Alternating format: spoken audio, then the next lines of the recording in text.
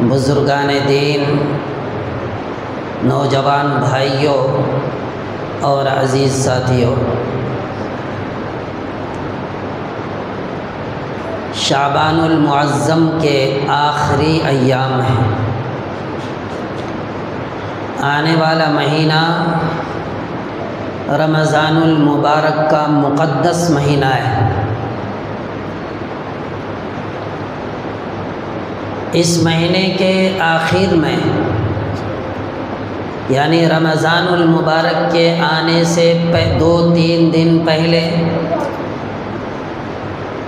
نبی کریم صلی اللہ علیہ وسلم کی عادت مبارکہ یہ تھی کہ آپ علیہ الصلاۃ والسلام صحابہ کرام کو جمع فرما کر خطبہ دیتے۔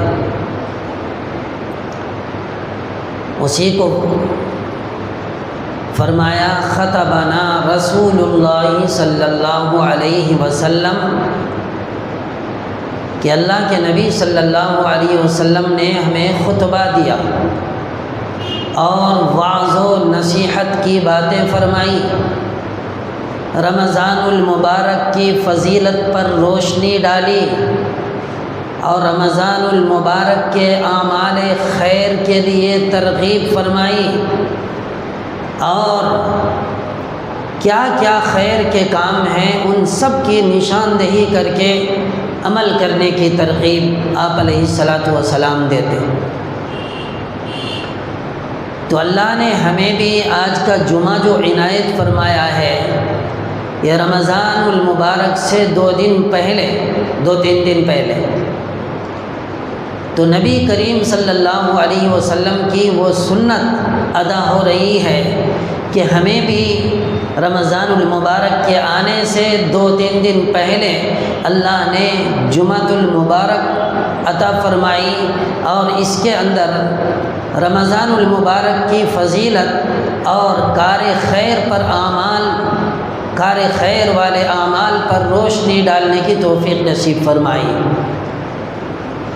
اسی لیے اللہ سے دعا فرمائیں کہ اللہ پاک ہم سب کو رمضان المبارک کی قدردانی نصیب فرمائے اور رمضان صحت، عافیت اور تندرستی کے ساتھ نصیب فرمائے اور رمضان والے اعمال کرنے کا موقع فراہم فرمائے۔ تو رمضان المبارک سے 2-3 دن پہلے اللہ کے نبی صلی اللہ علیہ وسلم وعظ فرماتے،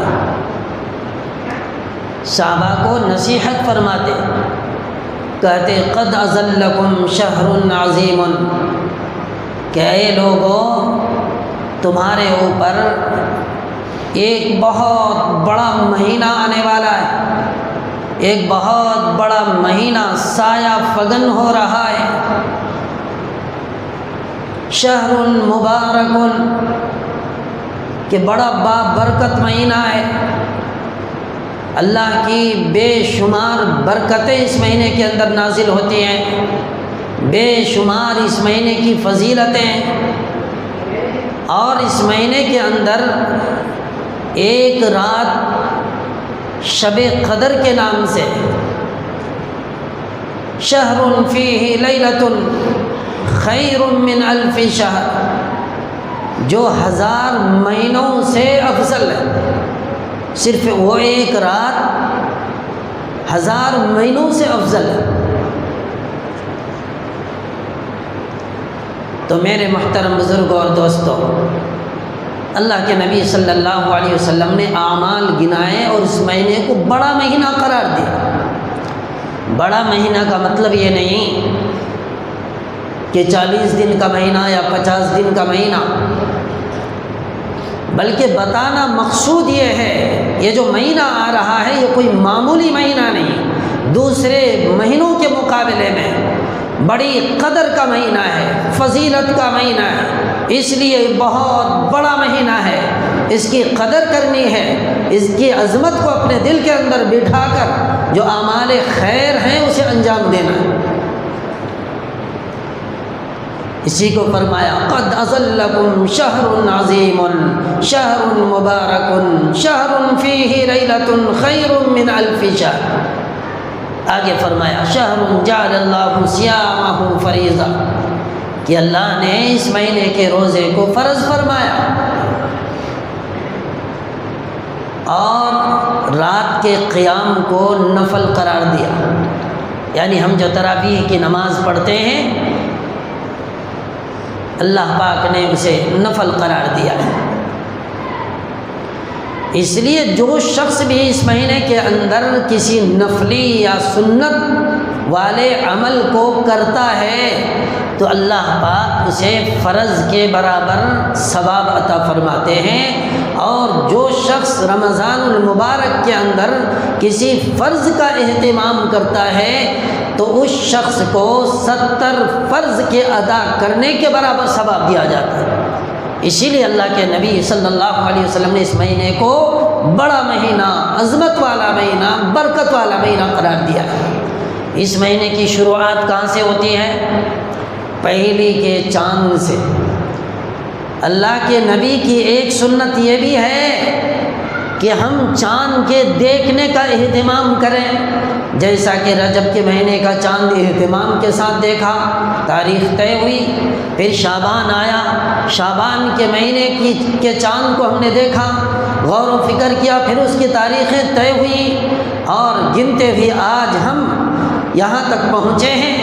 پھر اب رمضان المبارک کے چاند کا ہمیں شدت سے انتظار ہے، تو چاند کا دیکھنا اور اس کے بعد رمضان کی ایک تاریخ کا تعین کرنا یہ بھی اللہ کے نبی کی سنتوں میں سے ہے۔ اس لیے فرمایا جیسے ہی چاند کے اوپر نظر پڑے، چاہے چاند نظر آئے یا نہ آئے، لیکن چاند دیکھنا ہے، دیکھنے کا اہتمام کرنا ہے، یہ فعل سنت ہے۔ چاند نظر آ جائے آپ دعا پڑھیں، اللہ کے نبی نے دعا فرمائی، دعا بتلائی، اللہم اہلہ علینا بالیمن والایمان والسلامۃ والاسلام ربی وربک اللہ۔ دعا کا خلاصہ یہ ہے کہ اے اللہ اس چاند کو امن والا، سلامتی والا چاند بنا دے، اس چاند کو امن، سلامتی، عافیت والا چاند بنا دے، اور رمضان خیر و عافیت کے ساتھ گزر جائے۔ اس کے بعد فرمایا ربی وربک اللہ، کہ ہمارا اور تمہارا، یعنی چاند کو مخاطب کر کے کہا جا رہا ہے کہ پروردگار، پالن ہار، خالق، مالک، ہمارا تمہارا مالک اللہ ہے، تم اللہ کی مخلوق ہو، ہم بھی اللہ کی مخلوق ہیں، تم اللہ کی مخلوق کے علاوہ کوئی دوسری چیز نہ ہو۔ اشارہ ہے جیسے دوسرے لوگ چاند کی پوجا پاٹ کرتے ہیں، اس سے منتیں مانتے ہیں، اس کا رد ہے اس دعا کے اندر۔ تو دعاؤں کا بھی اہتمام کرنا چاہیے اور یہ دعا پڑھنی چاہیے، انشاءاللہ اللہ پاک سلامت عافیت عطا فرمائیں گے۔ دوستو رمضان المبارک تو ایسا مہینہ ہے کہ نبی کریم صلی اللہ علیہ وسلم 2-3 دن پہلے جو نصیحت کرتے تھے، اس نصیحت کو سننے کے بعد صحابہ کرام کی زندگی کا ایک معمول بن گیا تھا۔ لکھا ہے کتابوں کے اندر کہ تقریباً 6 مہینہ پہلے سے رمضان کی آمد کا انتظار کرتے اور دعائیں کرتے رہتے کہ اے اللہ ہمیں رمضان عطا فرما۔ کیا دعا ہے؟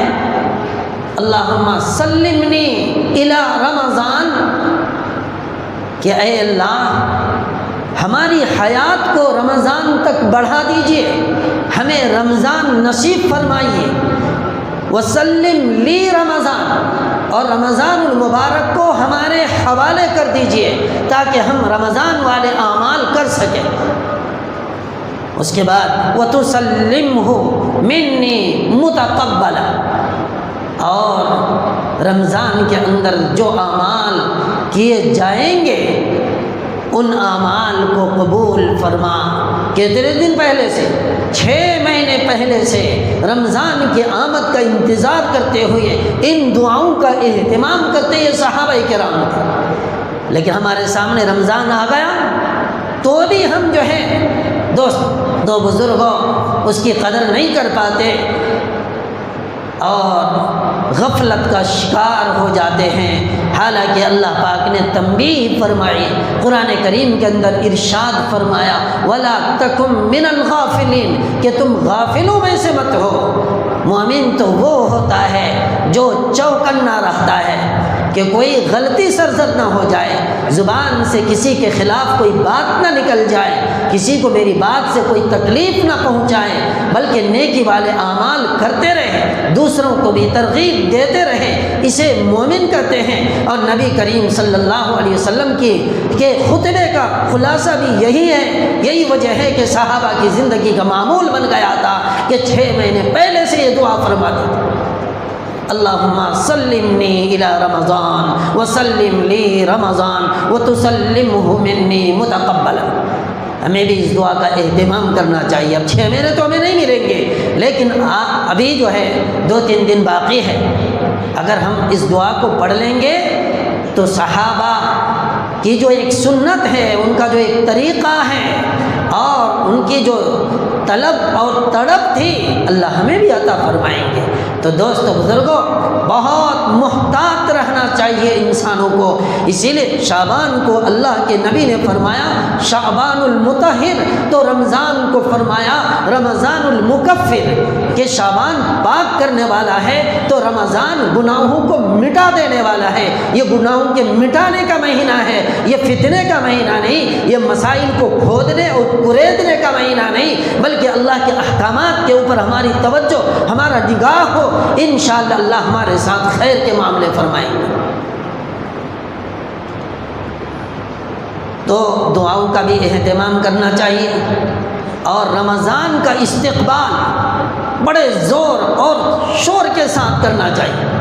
صحابہ کرام رضوان اللہ تعالی علیہم اجمعین اس مہینے کا استقبال کرتے تھے، کن الفاظ کے ساتھ؟ کہتے مرحبا بمطہرنا، کہ تمہارا آنا مبارک ہو، خوش آمدید ہو، یہ پاک کرنے والا مہینہ ہمارے پاس آ رہا ہے، ہم اسے خوش آمدید کہتے ہیں، ان کا استقبال کرتے ہیں۔ یہ صرف زبان سے کہہ کر حق ادا نہیں کر دیتے، بلکہ عمل کر کے بتاتے تھے۔ یہ زبان سے بھی کہتے اور دل کے اندر جو شوق، جو جذبہ، جو طلب، جو تڑپ تھی صحابہ کرام کی، میرے محترم بزرگوں اور دوستو، الفاظ کے استقبال کے ساتھ ساتھ اعمال سے ثابت کرتے تھے کہ ہم رمضان کی قدردانی کرنے والے ہیں۔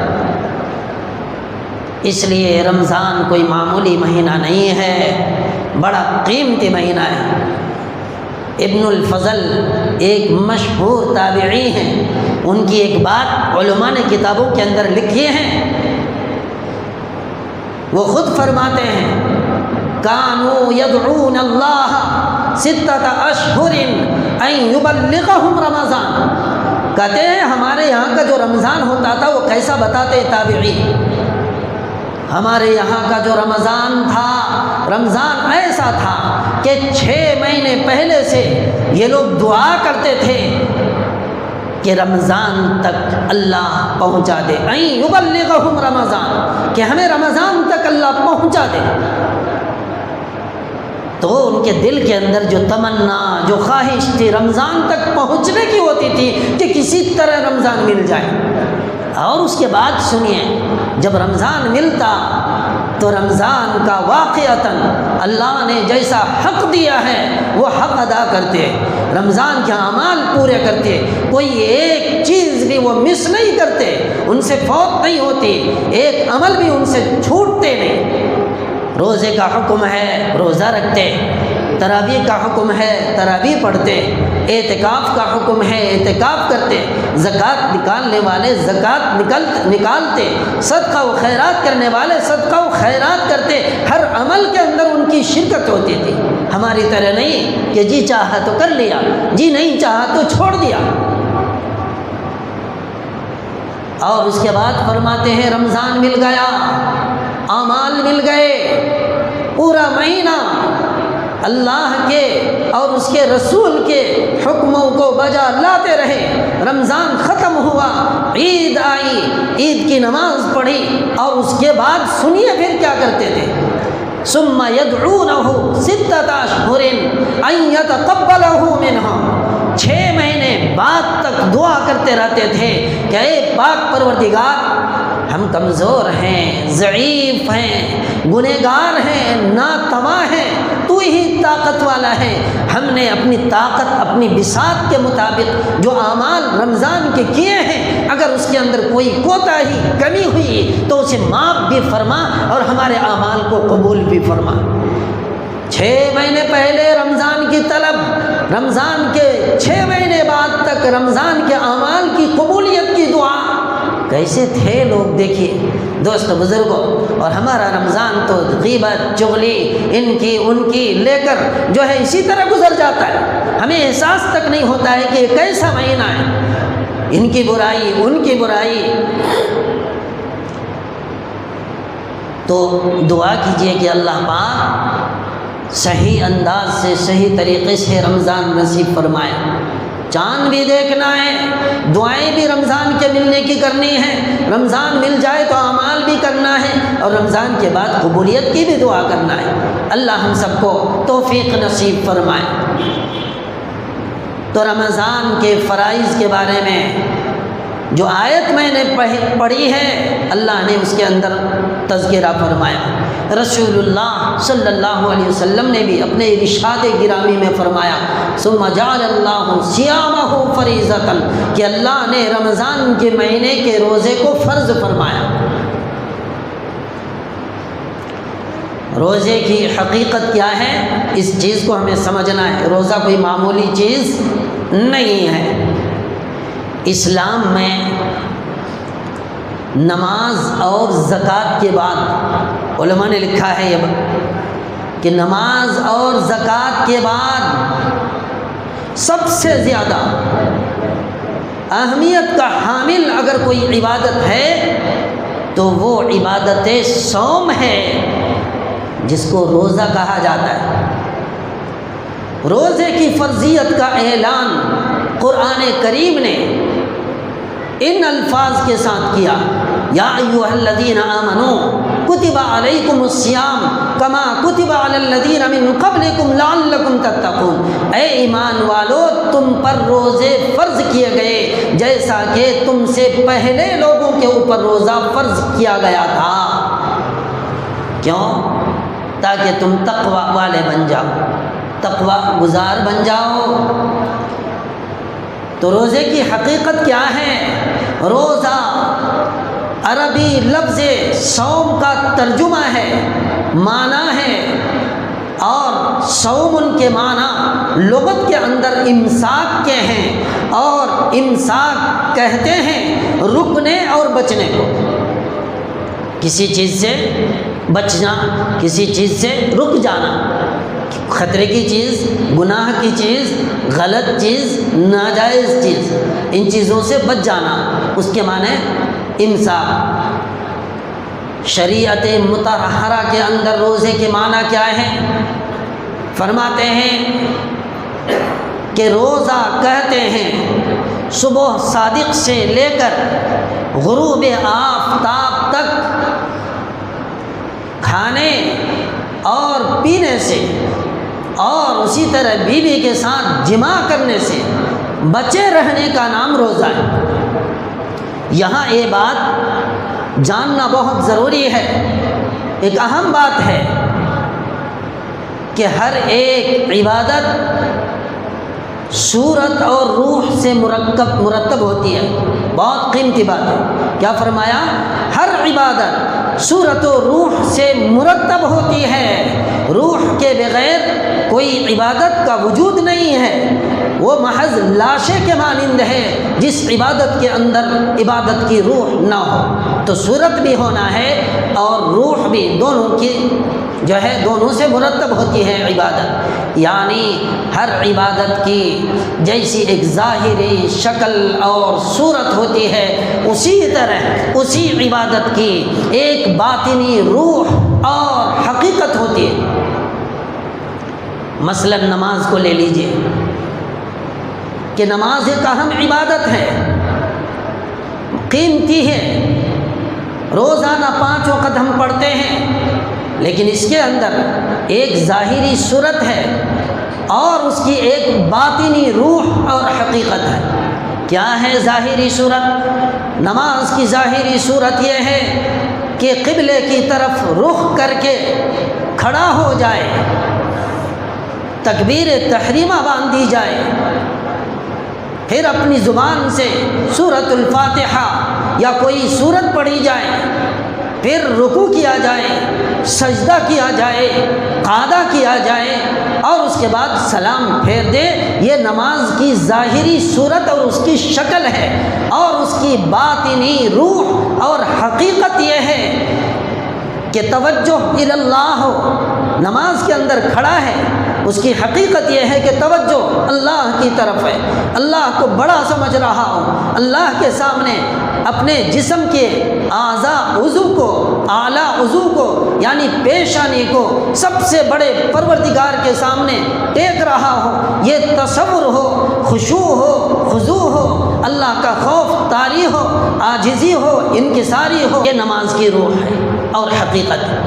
اسی طرح فرمایا کہ روزہ بھی اپنے ایک صورت رکھتا ہے اور ایک حقیقت۔ اوپر جو بیان کی گئی تفصیل کہ صبح صادق سے لے کر غروب آفتاب تک کھانے پینے اور جماع کرنے سے رک جانے کا نام روزہ ہے، یہ روزے کی ظاہری صورت اور شکل ہے، حقیقت نہیں، ظاہری شکل اور صورت ہے جس کو بیان کیا گیا ہے اس کے اندر۔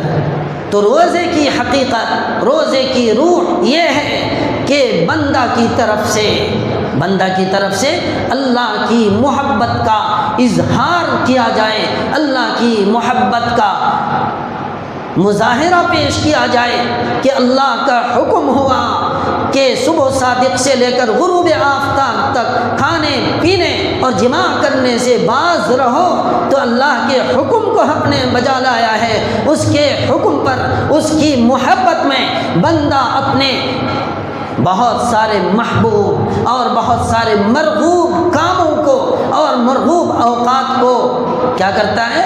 قربان کر دیتا ہے اور اللہ کے حکم پر مر مٹتا ہے، روزہ رکھتا ہے، بھوک کی شدت کو برداشت کرتا ہے، پیاس کی شدت کو برداشت کرتا ہے، بھوک اور پیاس ہونے کے باوجود بھی پانی کا ایک گھونٹ اٹھ کے حلق کے نیچے نہیں لیا جاتا، یا اسی طریقے سے اپنے حلق کے اندر کوئی ایک کھانے کا کوئی دانہ بھی نہیں ڈالا جاتا۔ تو یہی اللہ کی محبت ہے، اسی لیے فرمایا کہ روزے کی حقیقت یہ ہے کہ اللہ کی محبت کا اظہار کیا جائے اور اللہ کی محبت کو اللہ کی بارگاہ میں پیش کی کرے، بندہ اپنا تعلق ظاہر کرے کہ اللہ سے ہمیں محبت ہے، اسی لیے اللہ کے حکم کا ہم نے بجا لایا۔ اور اگر بندہ ایسا نہیں کرتا ہے تو پھر ایسا ہی یہ روزہ ہے جیسا کہ ایک بغیر روح کا جسم ہے، کہ ہمارے جسم کے اندر سے روح جب نکل جاتی ہے تو وہ لاش کی کوئی قیمت نہیں ہوتی، اس جسم کی کوئی قیمت نہیں ہوتی، تھوڑی دیر کے بعد اسے ہم دفنا دیتے ہیں، مٹی کے اندر ڈال دیتے ہیں، اوپر سے مٹی ڈال کر آ جاتے ہیں۔ کیوں ایسا ہم نے کیوں کیا؟ اس لیے کہ اس کو جسم تو ہے، اپنی ظاہری شناخت کے ساتھ ناک، آنکھ، کان، ہاتھ، پاؤں سب کچھ ویسا ہی ہے جیسے پہلے تھا روح کی موجودگی میں، لیکن جب روح نکل گئی جسم تو باقی رہا، لیکن روح چلی گئی تو وہ قابل استعمال نہیں رہا اور اس کو رکھنے کے لائق نہیں، بلکہ اسے ہم مٹی کے اندر دفن کر دیتے ہیں۔ تو ہماری عبادتوں کا حال بھی بالکل ویسا ہی ہے کہ اگر اس کے اندر جسم کے ساتھ، جسمانی عبادت کے ساتھ روح عبادت ہے تو اللہ کے یہاں اس کا کوئی مقام ہے، کوئی مرتبہ ہے، اور اگر روح عبادت نہیں، ایسا ہی سرسری طور پر گزار دیا، روزہ بھی رکھا، جھوٹ بھی بولا، روزہ بھی رکھا، غیبت بھی کی، روزہ بھی رکھا، چوری بھی کی، روزہ بھی رکھا، زنا بھی کیا، روزہ بھی رکھا، اور میرے محترم بزرگوں اور دوستوں ادھر ادھر کی باتیں بھی کرتے رہے، تو فرمایا یہ روزہ صرف بھوکا رہنا ہوا، یہ روزہ صرف پیاسا رہنا ہوا، حقیقت میں اللہ کے یہاں یہ روزہ مقبول نہیں ہے، اس لیے کہ صورت تو ہے لیکن روزے کے اندر جو روح اور اس کی حقیقت ہے وہ اس کے اندر نہیں۔ تو عبادات کے اندر روح ہونا چاہیے. ہر عبادت صورت اور روح سے مرتب ہوتی ہے. اللہ سے دعا کریں کہ اللہ پاک ہماری عبادتوں کے اندر جس طرح ہمیں ایک ظاہری صورت نظر آتی ہے، ہم جو اسی طرح ایک روحانی کیفیت بھی اس کے اندر پیدا کریں. ایسا کریں گے تو حقیقی روزے کا اثر ہوگا، اثر کہ صورت روزہ کے ساتھ ساتھ حقیقت روزہ بھی ہوگا.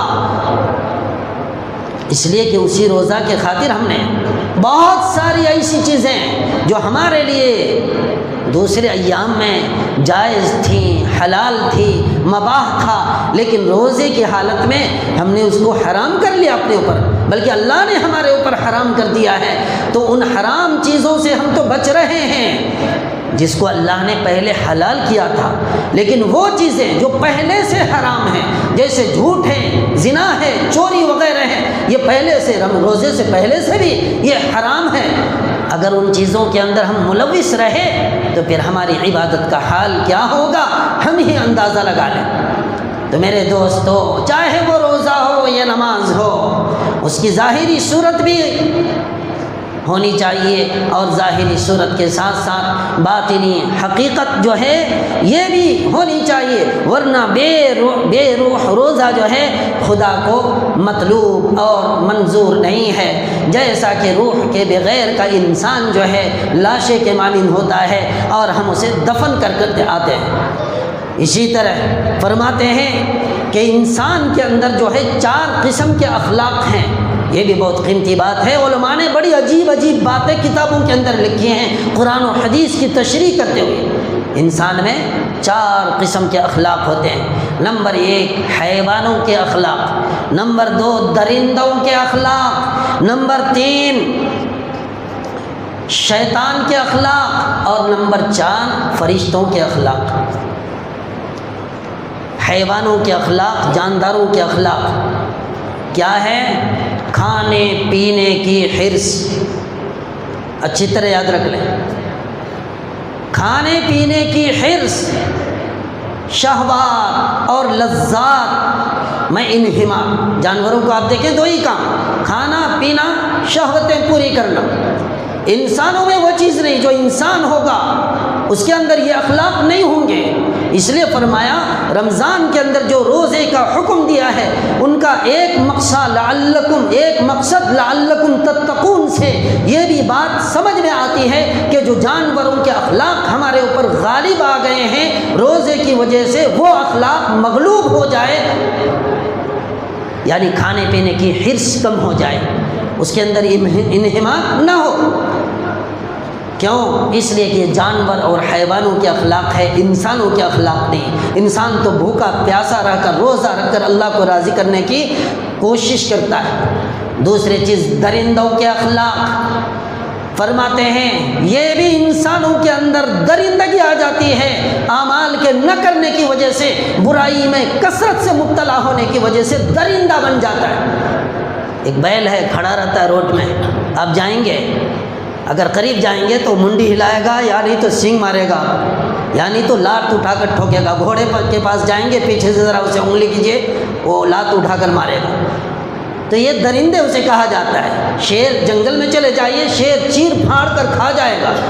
فرماتے ہیں یہ درندوں کے اخلاق ہیں. انسانوں میں جب یہ اخلاق آ جاتے ہیں تو معاشرے کے اندر بگاڑ پیدا ہوتا ہے، معاشرے کی اصلاح کرنا مشکل ہو جاتا ہے. تو ہم خود غور کریں کہ انسانیت کے اخلاق ہمارے اندر ہیں یا درندوں کے اخلاق ہمارے اندر ہیں. تو فرمایا روزہ کا ایک مقصد اور فائدہ یہ ہے کہ جب آدمی روزہ رکھتا ہے تو درندگی اس کے اندر سے ختم ہوتی ہے. آدمی کمزور ہوتا ہے تو شہوانیت کم ہوتی ہے، درندگی ختم ہوتی ہے، اور اخلاص اور تقویٰ اس کے اندر پیدا ہوتا ہے. تیسری چیز شیطانوں کے اخلاق. شیطان کے اخلاق کیسے ہیں؟ مکر، فریب، دھوکہ. حضرت آدم علیہ السلام کہاں تھے؟ جنت کے اندر. شیطان نے کیا کہا؟ اللہ نے کہا تھا ایک درخت ہے جنت میں، اسے نہ کھانا، لیکن شیطان نے کیا کہا؟ کھا لو. اللہ نے کیوں منع کیا ہے پتہ ہے تمہیں؟ اللہ نے اس لیے منع کیا ہے کہ اگر تم کھا لو گے تو ہمیشہ ہمیشہ کے لیے جنت ہی کے اندر رہ جاؤ گے۔ تو مطلب یہ ہوا کہ اللہ کو تمہارا ہمیشہ ہمیشہ کے لیے جنت کے اندر رہنا پسند نہیں ہے، اس لیے اس کو کھانے کے لیے کہا ہے۔ تو حضرت آدم علیہ السلام نے کھا لیا، بھول ہو گئی۔ اب اللہ نے کہا جب یہ دانہ کھا لیا تو اب جو ہے تمہیں پیشاب پاخانے کے تقاضے ہوں گے، اور جنت کے اندر ہم نے کوئی باتھ روم نہیں بنایا ہے، لہٰذا جاؤ دنیا کے اندر جا کر پیشاب پاخانہ کرو۔ تو جنت سے نکال کر دنیا کے اندر بھیج دیا۔ کہنے کا مطلب یہ ہے کہ شیطان کے اندر اخلاق جو ہوتے ہیں مکر و فریب اور دھوکہ دہی کے اخلاق ہوتے ہیں، اور شیطان بھی چونکہ انسانیت جب باقی نہیں ہوتی ہے تو شیطان والے اعمال زیادہ کرنے لگتے ہیں، تو بظاہر انسان ہے لیکن شیطان بن جاتا ہے۔ تو فرماتے ہیں شیطان کے اخلاق بھی انسان کے اندر غالب آ جاتے ہیں، اور رمضان کا روزہ سب سے بڑا فائدہ اس کا یہ ہوتا ہے کہ شیطانی اخلاق اس کے اندر سے ختم کر کے انسانی اخلاق اس کے اندر پیدا کرتے ہیں۔ آخری چیز انسانوں کے اندر 4 اخلاقوں میں چوتھا اخلاق جو ہے فرشتوں کا اخلاق۔ فرمایا فرشتے بڑے نیک ہوتے ہیں، فرشتے تو برائی کا مادہ ہی نہیں اس کے اندر، کوئی سجدے میں ہے، کوئی رکوع میں ہے، قیامت تک اسی حالت میں رہیں گے، کوئی قیام کے اندر ہے۔ تو اللہ کے حکم کو لا یعصون اللہ ما امرہم ویفعلون ما یؤمرون، کہ وہ فرشتے تو ایسے ہیں، اللہ نے ان کو ایسا بنایا کہ وہ گناہ کرتے ہی نہیں، جن چیز کا ان کو حکم دیا گیا ہے صرف اسی کام کو وہ کرتے رہتے ہیں۔ سجدہ کر رہے ہیں تو کر رہے ہیں قیامت تک اسی حال میں، رکوع کر رہے ہیں تو قیامت تک اسی حال کے اندر باقی رہیں گے، قیام میں ہے تو قیامت تک باقی رہیں گے۔ لیکن انسان تو فرمایا چونکہ گناہ اور ثواب یعنی دونوں چیزوں سے انسان مرکب ہے، تب یہ جو فرشتوں والے اخلاق ہیں ان کو اپنے اندر پیدا کرنا ہے۔ فرشتوں والے اخلاق، فرشتوں والے صفات اپنے اندر پیدا کرنا ہے۔ اگر یہ آ گیا تو سمجھو ہمارے اعمال اللہ کے یہاں مقبول ہیں، اور دوستو بزرگوں ہمارا رمضان بھی اللہ کو مقبول، اور ہمارے اخلاق بھی اللہ کو مقبول۔ تو یہ 4 اخلاق انسان کے اندر ہوتے ہیں، ان میں رمضان کے اعمال سے ان 3 اخلاق کو، حیوانوں کے اخلاق، درندوں کے اخلاق اور شیطانوں کے اخلاق کو مغلوب کرنا ہے، اور غالب کرنا جو ہے وہ فرشتوں کے اخلاق کو، جو ہمیشہ نیکی ہی کرتے ہیں، اچھائی ہی کرتے ہیں۔ ہم بھی ایسا ہی کرنے والے بنیں گے انشاءاللہ۔ اللہ سے دعا فرمائیں کہ اللہ پاک کہنے سننے سے زیادہ عمل کی توفیق نصیب فرمائے، اور